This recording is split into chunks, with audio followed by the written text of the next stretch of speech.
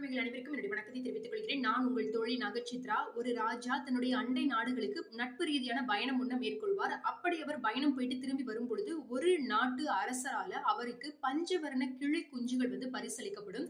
அந்த கிளி குஞ்சுகள தன்னுடைய நாட்டிற்கு கொண்டு வந்து, இது நல்லா பறக்கும்படியாக இத பழக்கப்படுத்தணும் அப்படின்ற மாதிரி தன்னுடைய அரசவை பணியாளர்களுக்கு அவர் உத்தரவிட்டிருப்பாரு.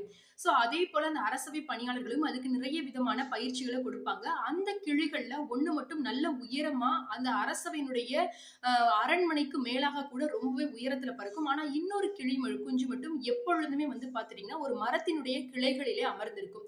இத பார்த்த பணியாளர்கள் அரசர்கிட்ட போய் சொல்லுவாங்க. அரசரும் பிற அரசவைகள்ல இருந்து இந்த பயிற்சி அளிக்கக்கூடிய அரசவை பணியாளர்களை கூட்டிட்டு வருவாங்க. இருந்தாலும் கூட அதுல எந்த விதமான மாற்றமும் இல்லாம அந்த ஒரு கிளி மட்டும் எப்பொழுதுமே பாத்துட்டீங்கன்னா அந்த கிளையிலே உட்கார்ந்திருக்கும்.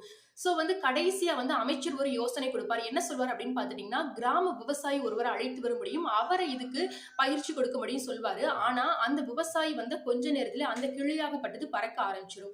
இது எப்படி நடந்தது அப்படின்னு சொல்லிட்டு அந்த ஒரு விவசாயியை அழைத்து அமைச்சரும் மன்னரும் கேட்பாங்க. அப்ப விவசாயி என்ன சொல்வார்னா, எப்பொழுதுமே அந்த கிளி அமர்ந்திருக்கக்கூடிய அந்த ஒரு மரக்கிளையை தான் வெட்டி விட்டதாகவும், அதனால அது அமர்வதற்கான இடம் இல்லாத காரணத்தினால அந்த கிளி பறந்ததாகவும் சொல்லுவாரு.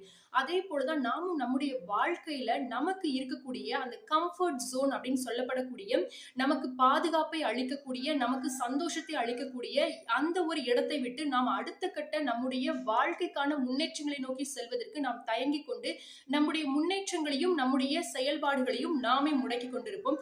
அப்படி செய்யாமல் நம்மை நோக்கி வரக்கூடிய எல்லா விஷயங்களையும் நாம் முன் சென்று முடிக்கும் பட்சத்தில் வெற்றியானது நம் பக்கத்தில் வரும் என்பதிலே எந்த விதமான சந்தேகமும் இல்லை. நன்றி.